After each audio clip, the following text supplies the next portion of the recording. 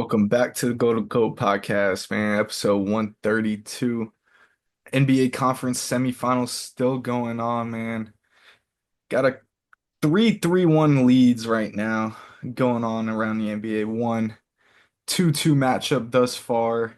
Pacers Cavs going on right now in their game five matchup. Cavs lead by four as they trail down 3 games to 1 to the Indiana Pacers. Nuggets Thunder series tied up at 2-2. They tip off 9:30 Eastern. You got Knicks Celtics tomorrow and Warriors Timberwolves tomorrow, Wednesday, May 14th as well. So let's start with the big news coming out of Monday night, man, between that Celtics Knicks series. Celtics go down 2-0, come to life in game three, start hitting their threes that they were attempting. Big 40 plus point performance from Jason Tatum before what it seemed like an Achilles tear went down. Jalen Brunson um, stepped up big in his shot making once again, proven to be one of the best players at his size to really play, especially not only in this generation, but for a point guard of his size to go out there and hoop. Continues to do so. He dropped 39 and 12, and the two wings stepped up in big fashion as well as Karl Anthony Towns. But let's start with that. The Celtics. I mentioned, if they didn't get a run going, is it time to split up? Tatum goes down with a gruesome injury. Um, Personally, not a Tatum fan, but you hate to see it for the sport.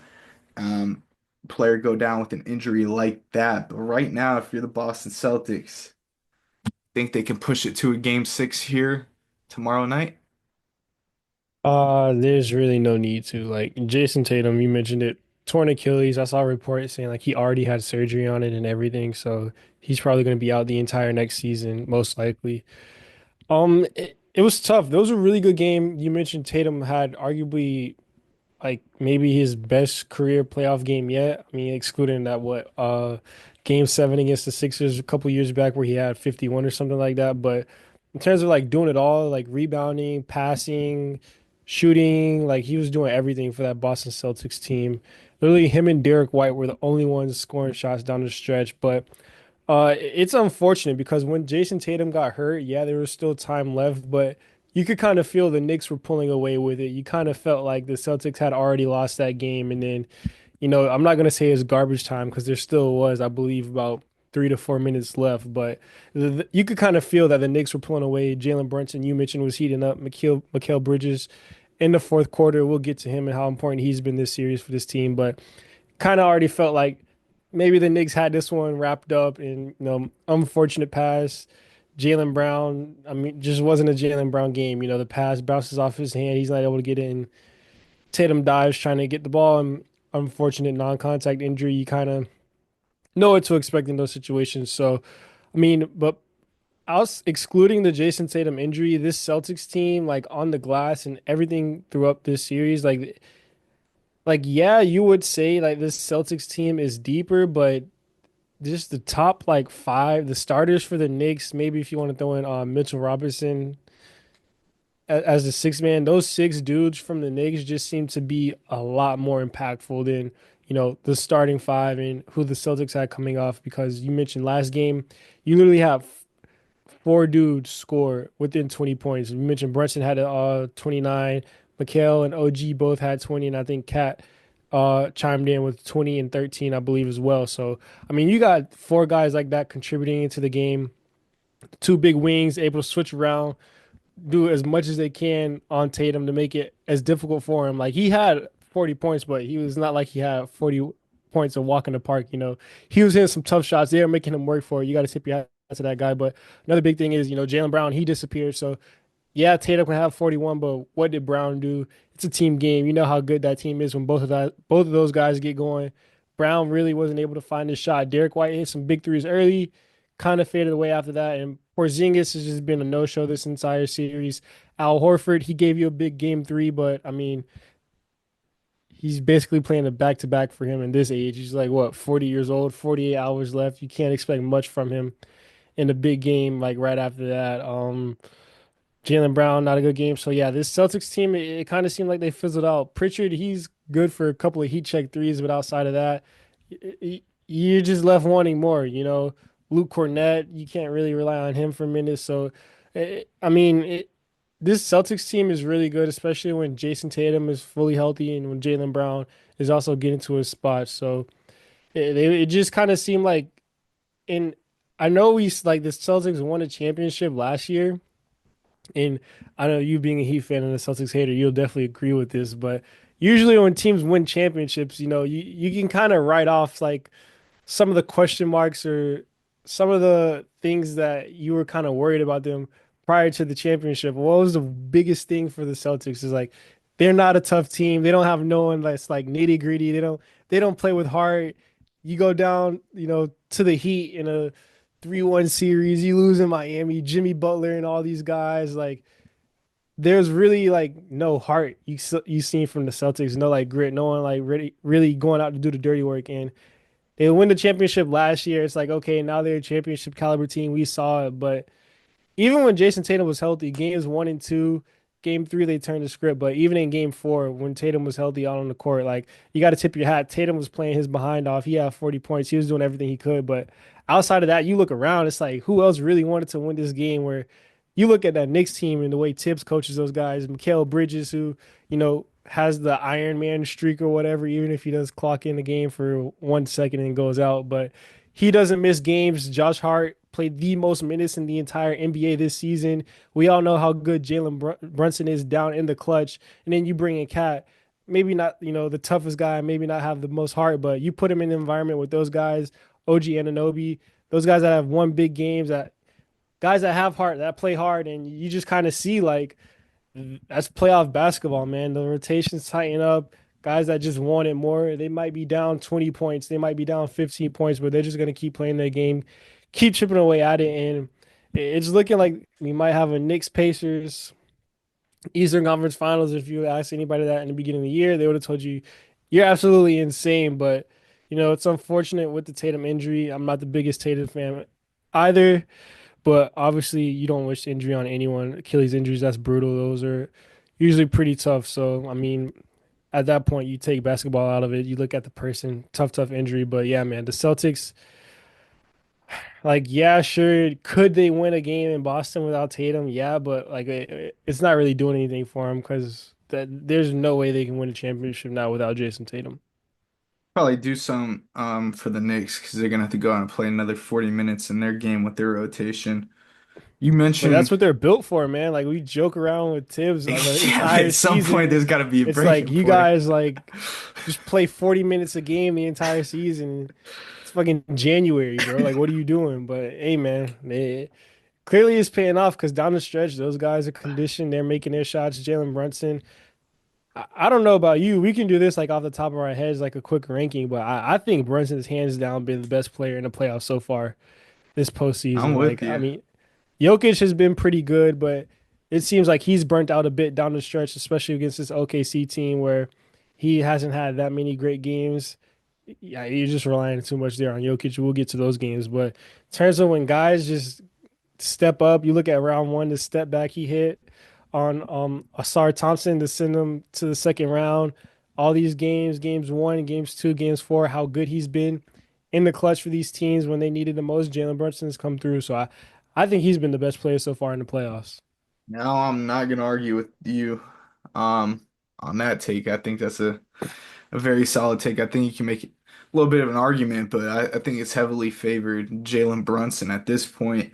You mentioned his big shots down the stretch in game two, able to get to the line, draw the foul, put up some big free throws, give the Knicks the lead there. And the one thing I really liked that you mentioned was the Celtics and the physicality and the question mark of the Boston Celtics. They got no one to rebound. I mean, they have no big man. You mentioned 48 Al Horford. He's clocking in 38 minutes in a game four of the NBA Eastern Conference semifinals. I mean, this not you were questioning it 2, 3 years ago when Al Horford was clocking in minutes when he was the backup. And now he was only putting up 20 minutes whenever um what's his name? Headband, Robert Williams would get in some foul trouble. Like that's when he got out on the court. So now being the starter, 38 minutes. You mentioned, I think he hit 6 shots in game three. He only attempted, I think, five, no, two shots. He had 5 points, but only 5 rebounds as well at that center position. And you go look at the Knicks. Guys like Cat, they're grabbing 11, obviously. And then you got Josh Hart, one of the best rebounding guards in the league. He's snagging 9. You got Miles Bridges, OG. All these guys can grab rebounds.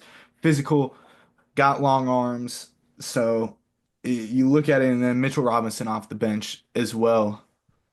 There's no one on that Celtics team that can rebound. Obviously, you put up a lot of threes, a lot of long rebounds you might get. Just ball hasn't been bouncing their way, hasn't been going in the rim. I think they attempted, um, looking at it now, another 48 threes in game four. They were able to hit 37.5%. So you'll Yeah, live with what that if you're the Tatum and Celtics. Derek White had like all of them. Yeah, Tatum 7 for 16, White 6 for 11. You got 2 for 8 from Brown, 2 for 7 from Pritchard, and then Al Horford contributed one of his 2 shots as a made three. Both of them were threes, so they just lack that physicality, no rebounding on the team. It's really what it's going to come down to, and And they honestly, need a true big. I agree with you. And it's unfortunate that, we're sitting here in round two of the playoffs talking about the Celtics. Like, can they, win the series? But honestly, at this point, with losing Jason Tatum, like, don't get me wrong. I am not a Jason Tatum fan, okay? Like, I don't think he's on that top level as some of the other guys. But in terms of what he means to his specific team, like, that's like imagine taking away Nikola Jokic from the Nuggets or SGA from the Thunder. Like if you really think about it, Jason Tatum, you just went there and talked about it, how they have no big men, they have nobody that can grab a rebound. Jason Tatum's their best rebounder. In terms of creating a shot, like getting a bucket, are we going to really rely on Jaylen Brown, Derek White, Drew Holiday at this point in his career? Like Jason Tatum's your best bucket getter. Who's their true point guard? They don't have a true point guard. Jason Tatum was their facilitator. He ran the offense. And then defensively, yeah, he might not be as good as those guys on the perimeter, but in terms of anchoring the paint and being able to guard position versatility, he's probably one of, if not the best defender on that team as well. So I know this is a really good Celtics team. You've gone on to say they're a really deep team, and I do agree. But in terms of losing someone that was pretty much like the engine to your team who pretty much did everything for your team. Even if we go back to the finals last year, like, yeah, Jason Tatum didn't have the big scoring numbers. He wasn't the best player in that series, but in that series against the Mavs, his defense on Luka, his rebounding, his playmaking, him doing the dirty work. We were here saying that the whole time. We were like, yeah, Tatum's not scoring. Jaylen Brown, he has all the big numbers, box score wise, but doing all the dirty work, all the switching, getting all the loose balls, rebounding, and doing like the stuff you need to win championships. That was all Jason Tatum. So I mean, I got to give him credit there. And honestly, at this point, if I'm the Celtics, I'm literally looking onto this offseason because I believe coming up they have the most expensive roster in the league. So there's no way you're going to be able to keep all these guys together. Do you look into the future? Do you look to ship one of these guys off? Like, I mean, Tatum's gonna miss the entire season next year. So do you even try to compete next year? Um, we can get crazy in the offseason or whatever and talk about it, but Jaylen Brown, he's has the biggest contract on your team. Do you look to ship that out? Maybe try to get some pieces back, some cheaper options and some draft picks and see what you can do this year. And then once Tatum gets back fully healthy, a year removed from his Achilles injuries, can you package those picks and get him a running mate? Can you keep Drew Holiday and Derek White, two players that play, that guard position that offer similar positional value? They're going to be super expensive there, so definitely some question marks the Celtics are going to have to make down the road in terms of money wise, because there's no way they're going to be able to go into next season with that roster and all those guys on the team. So I definitely, at this point, if I'm the Boston Celtics, I'm looking to see, what moves can be made. How can we get cheaper around the margins? Who can we flip for some picks? And honestly, just say this entire next season, just chalk it up and think about, rebuilding for 2 years from now because you're not going to have Jason Tatum next year. How good is a Jaylen Brown led Celtics team, the way they're constructed now, going to be like realistically? I don't think they're going to get far. Maybe they can win a playing game, maybe win round one, but I think their ceiling is kind of where they're at right now, and I'd expect them to lose in, was it game five? Yeah, so pretty. I mean, it's crazy how one injury, but definitely a bleak day in Boston for those fans. Um, let's keep it the same game. Last night, Timberwolves, or the same day, Timberwolves, Warriors. That series 3-1 with no Steph Curry. Game five, he's being reevaluated pre-game for that one, so we'll see if they get a Curry back. Jumping back to Saturday, I just want to say Jonathan Kuminga, not my favorite player. He was Uh, supposed to be a Heat.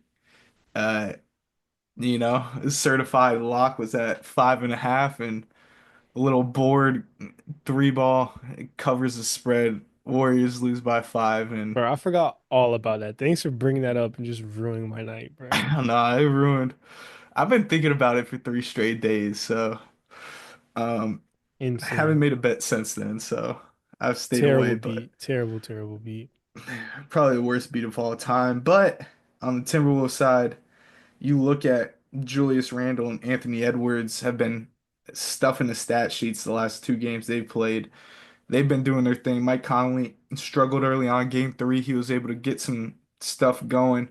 You look at last night, Nikhil Alexander Walker, 5 for 5 from the field. He was able to big spark plug off the bench. Guys like Jaden McDaniels continue to do their job. And then if you get and Julius Randle hooping like they have been hooping, I mean, it's really hard to stop them, especially with the Curryless Warriors. You mentioned a team that relies on Tatum and the Celtics. I think the Warriors rely on Curry to even a greater extent because you see guys like Pods um, chucking up 14 shots and only hitting three of them. So, Buddy Hield 4 for 11. Jimmy just only takes 9 shots in this game, and you let Draymond shoot the ball 14 times. Not a recipe for success. Um, if you're the Warriors, Kuminga, solid game, 30 minutes off the bench, 23 points, but you're gonna need your Jimmy Butler to step up. You're gonna need Pods to hit some shots, and you're gonna need Buddy Hield. Without Curry, it's tough. 3-1. It's been done before. If Curry could come back for game five, add something, take a defender off Jimmy and Jaden McDaniels, but it's pretty much looking like a wrap. This Julius Randle, he's been able to get a bucket pretty much uh any way he wants right now. And Ant, he's a streaky player. I think it was in game three. He started off slow, but second half, he really turned it up a notch. So you saw the superstar in Anthony Edwards come out in that second half and trying to return to their second straight Western Conference finals. Yeah, I mean, the Warriors are in a, like you just mentioned, they're in another tough spot, kind of like the Celtics, where Curry goes down, and I don't think their problem is defensively. Like I think they can give enough effort defensively. They're able to hang around in these games, but you're just missing that offense. Like the Warriors go through scoring droughts where it's just like they just cannot buy a bucket. And I think I saw a stat online earlier today on Instagram talking about I think Pods is shooting the worst percentage from the field since somebody from the Hawks in 2014. I can't remember, like with at least 35 shots attempted in a series. So, I mean, he's not shooting good at all. You mentioned Jimmy Butler taking 9 shots, getting paid 70 mil, sit in the corner. Like, you just can't have that. I know playoff Jimmy, that's the thing. Like, you got to see him step up, especially if Steph's out. That's literally why they brought him over. So if they lose Curry, they feel like they can rely on somebody else. Kuminga, I feel like he's been the only bright spot for the Warriors and kind of has you questioning Steve Kerr, like, why did you sit him out? But I mean, we're not in that front office. He literally came out last year and was like, I'm not happy with my role. I'm not getting enough playing time. So I can't hate on Kerr for benching him for that. Like, if I was this coach and you came out and were trying me like that in the media, I'm pretty sure I'd do something similar. So. But I think this is just more about the Timberwolves. You mentioned Randall really turning around. I mean, it's crazy how much like how good the Knicks are playing right now, and then how good Randall is. It's like it's one of those things where it's sometimes maybe it just really is like just a fit. Like just Win-win for didn't both work out in New sides. York for Randall. He comes over to Minnesota. He's like scoring triple doubles. He's 20, 30 point games here, sitting next to Anthony Edwards and just the main thing for this Timberwolves team. You mentioned in game three where Ant was able to take over in the second half. I think he had like 23 or 24 points or something like that in the second half. I could be wrong. And then we saw a last game in game four where he literally outscored the Golden State Warriors in the third quarter. He had 17 points, I believe. The Warriors had 16 their entire team. So just having a player on that level offensively that can just heat up, and you watch Ant play, he can literally get a bucket from all three levels on the floor from wherever you need him to. And that opens up so much for guys like, Nickeil Alexander Walker, guys like Naz Reid that get all those open looks, DiVincenzo. They have so much space because they have a dude like Anthony Edwards on the floor offensively that just draws so much attention, and he can score whenever. And when you can score whenever, it makes it a lot easier for your teammates. So yeah, I think the Wolves have this series pretty much comfortably won. I don't even think Curry should come back. It's over. Even if he does come back, I think it'd take a miracle. Now, if Curry was healthy from the very beginning and he was playing as good as he was this entire series, then maybe we'll have a game. He had like 13 points through like the first quarter or something like that. Hmm. He's gonna have to have that every single game to keep him up. That kind of scoring to keep them in this game because this Minnesota team, they're battle tested. They made a deep run last year in the playoffs, and Anthony Edwards, all the jokes, all the the legend killer, the is he ready? He's too young. He's a thug. This and that. It's showing up at this point, man. He's ready to take over. He's ready to score. He's ready to become one of, if not the face of the league. So I mean, I'd expect them to end this game back home in Minnesota or this series. Excuse me. Uh, I think he's already the face of the league. But I think it's what you said on the latter half that is prohibiting that. But Maybe mama drama. Not the best media training. definitely not Where's media the trained. sideways hat? I get it. It's the look. Um, yeah, I saw a clip of him in high school, and they were like, even from high school, they knew Ant was always just going to be authentically himself. So shout out to him for that. But love it, entertaining player. Um, moving on, Pacers, Cavs. Cavs up four right now. They trail 3-1 after a tough game three. Unable to score. I think Garland was their leading scorer, and he didn't even play too well. They just got I think that was absolutely game four. obliterated in the first half. Yeah, game four, Hmm. excuse me. When they got everyone back was game four. Yeah, Garland 21 points, 6 of 11 shooting. I mean, when you go down 40 points in the first half, there's really nothing you could do. This Cavs team, hate to say it, think they're almost done, but I think they got a little fight in them. I think they can make a series interesting, but is it going to be another 3-1 comeback for Cleveland fans? Don't think it's going to happen this year. You got to tip your hats um, to the Indiana Pacers. They've been playing good ball, putting up 80 in the first half of a playoff game. So, like you mentioned, Knicks Pacers conference finals. No one thought this was going to be the thing in the East. Yeah, the injuries for the Cavs were super, super tough, especially that game where, they were losing those three key players and Donovan Mitchell goes off for a 50 ball and it just crumbled in the last minute and then the Pacers were able to steal away that game. Like those are the tough losses that swing series, like in paper and maybe not even just on paper, maybe even all in all. Like if this is a 10 game series or they play this series over, like you could argue maybe Cleveland is the better team, but in the biggest moments when they needed to have them in, those swing games, you look at game four where the Cavs, if they win that game, they have a chance to basically bring the series back to 0-0. It's 2-2 and we got a series again, The Pacers came out swinging. They knew that if they're able to steal this game, they have a 3-1 series lead and can pretty much take control of the series and make it damn near impossible for this Cavs team to come back. So, just situational basketball, playing really good team basketball, playing big when it matters the most. Halliburton game winner down the stretch. A lot of these guys contributing. You look at Miles Turner; he's hit a couple big threes for this team. Obi Toppin, he's had a couple good games here and there. Nimhard's been really, really good for them. Kind of quiet, not a really big name, but another really key contributor to that team. And they just play really, really good team basketball. I know Halliburton's a star, but you wouldn't say he's a superstar top five player in the league, but he's an all-star. He's a perennial all-star, and then you got just a bunch of really good guys that can help and contribute to this team. Neesmith, Bennett, Mathurin, a bunch of guys that can go get a bucket. They got some size that can, defend and cause trouble for a Cavs team, especially when they're missing players. So just the team effort for the Pacers stepping up and making the big plays in the biggest moments. It's kind of been the defining factor because I would say Donovan Mitchell's the best player in this series. Defensively, Evan Mobley won Defensive Player of the Year. Like they got some big names over there. They got the superstars, but team wise, when you look at guys like Ty Jerome, he's going cold, not looking like the Ty Jerome in round one against the Heat. Struess here and there, he's hot, he's cold, on and off. You got guys like Sam Merrill. Can you really rely on them? Jared Allen, he's had some on and off games as well. So just more of that team effort stepping up for the Pacers. That'll seem like it'll lead to them winning this series.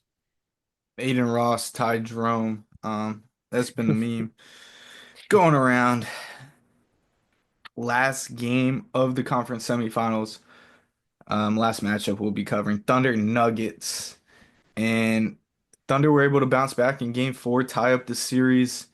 And I mean, in game three, besides the big shot once again by the Denver Nuggets to send the ball or send the game to OT down the stretch, they were able to come back in. I think it was Aaron Gordon hit that three. Was it Friday night? And if there's Um, any big play made by the Nuggets, it was Aaron Gordon. yeah. So, and then the Thunder just absolutely collapsed in overtime. It was absolute domination from the Nuggets. In that standpoint, they bounced back Sunday. In two games in a row, they've made Nikola Jokic really work and struggle from the field. The only difference between game three and game four was the supporting cast on the Thunder or on the Nuggets, excuse me. Guys like Aaron Gordon, guys like Michael Porter did not show up in that game four. Christian Brown didn't step up as well.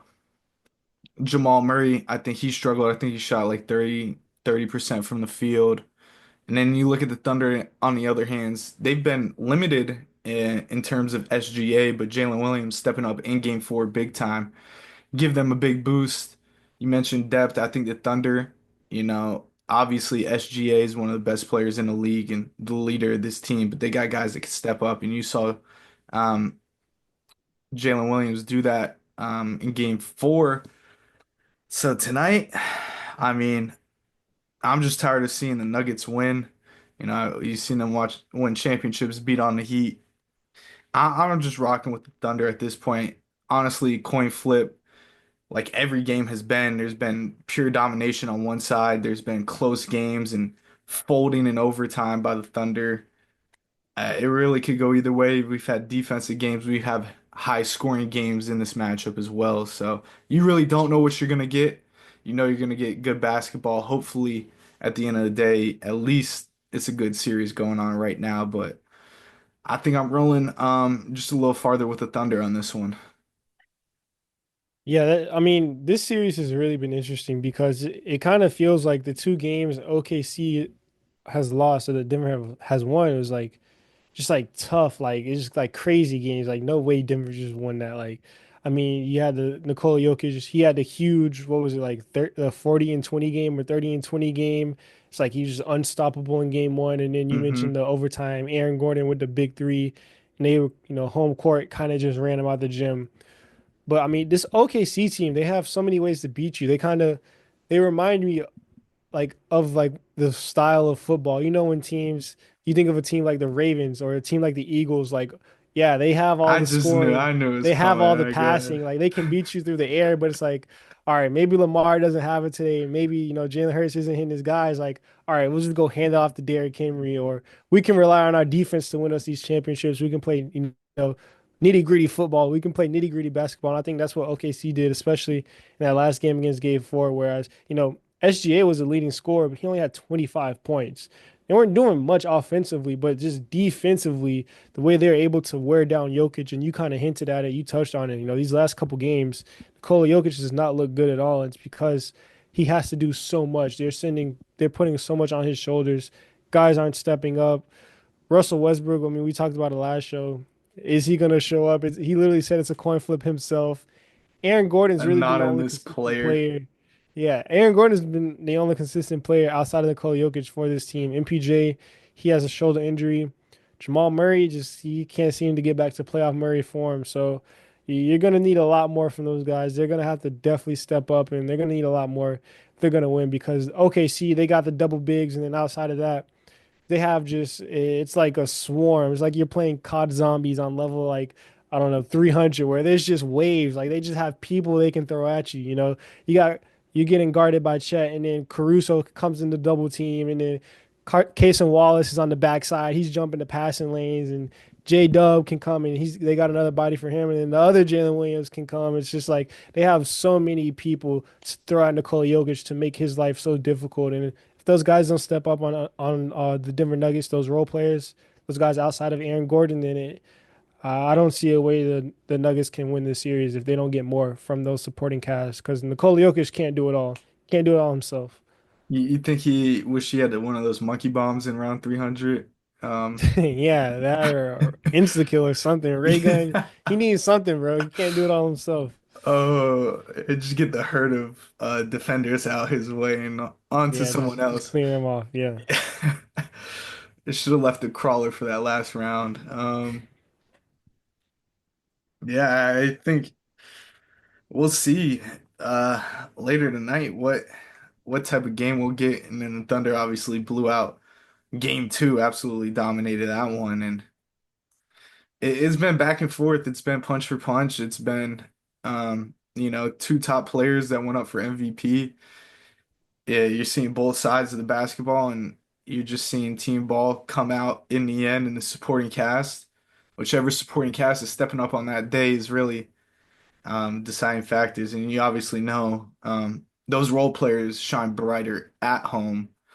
Um, so we'll see tonight. Game five going to be in Denver, so yeah, it should be a No, should, I think they're in OKC tonight. it's game five, no? Oh no, they play tomorrow. Yeah. Um, Or yeah, it's tomorrow. gonna Yeah. Tonight is the Warriors, right? yeah. No, they just played. No, it Warriors, is. Tim. Oh yeah, you're right. It Thunder is Nuggets. OKC Denver, but I think it's It's in in OKC. OKC. You're Yeah, right. game five in OKC. Yeah, they're the one seed. So. Um, yeah, I'm game five. I'm used to think they should go back to the old format 2-3-2. No. Um, I hated that anyways, but you got any last comments, takes, That's pretty much it. anything? Although I will I say, I heard the reports, man, coming out of Browns camp. Shador Sanders looking like the clear-cut better QB. Head of I Dylan mean, Gabriel. What's your take on that, man? like I said when we did this post-draft analysis about our teams, hold up. Little thanks for your order. That's a Shador jersey. But yeah, it's been on the way. I wish I waited a little bit to get the white throwback unis. Didn't, but I'm rocking the brown dog pound one. In terms of that, It's all one right. side of me He really takes you guys to the happy, playoffs. You can cop the other one. Yeah. huh? So he leads you guys to the playoffs. You can cop the other one.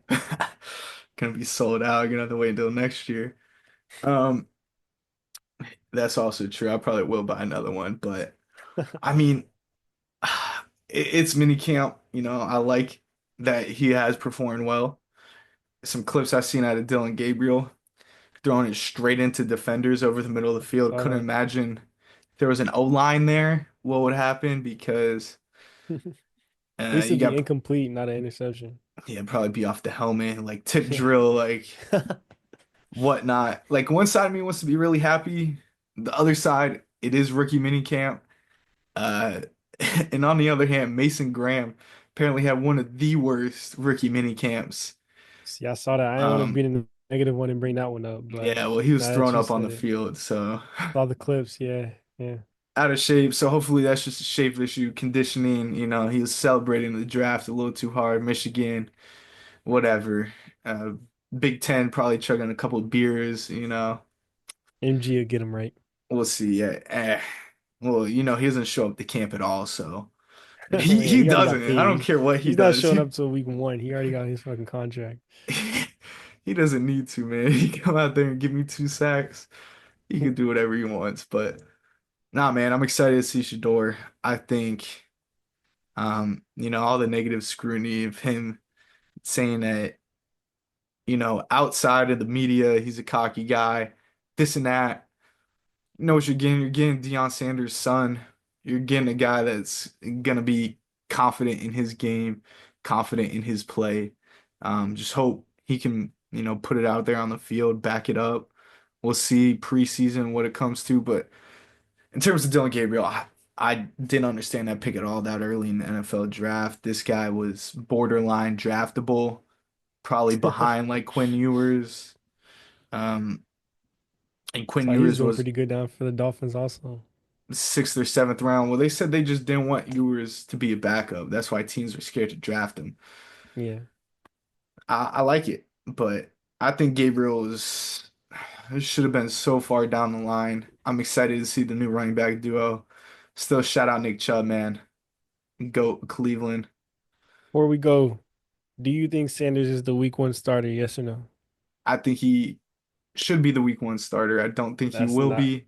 Oh, so you don't think he will be? No, I do not think he will be the week one Put a starter. percentage on it. Like out of 100, like what's the chance he starts? 30%. 30% chance he's a starter. So it's Yeah. Flacco's job pretty much. Flacco's job. Um, Kenny Pickett should not be on a roster. He should. I don't know what. Yeah. So, well, I Well, don't think they. I think Pickett can be on a roster, just not the Browns roster. Oh yeah, yeah, yeah. Yeah, that's fine. That's fine. Well, I was talking about ours. I Yeah. just don't think they expected Sanders to go fifth round in an NFL No. draft, and Well, the story I heard was apparently I think the front office and the coaching staff drafted Dylan Gabriel earlier, so they didn't have to hear from the owner. But then when Shador was still on the board, the owner kind of stepped in and was like, all right, we're definitely taking Shador now. So they're planning to kind of scare off Haslam from picking Shador didn't really work. So now they're stuck well, with 2 quarterbacks. Andrew Berry sucks as a GM for doing that and reaching at Dylan Gabriel, but I'm But that's glad just like speculation. I don't know. I could be Jimmy wrong. I don't Haslam know. might be his greatest move as a Cleveland Brown owner. So shout out to him for that. Uh, I really don't care. You have Deshaun Watson in your quarterback room at this point. You got nothing to lose. Why not draft the kid? So can't get worse, that's for sure. Go to go episode 132, man. Go to go pod, TikTok, everything. And until next time, we'll be back with another episode, man. Peace.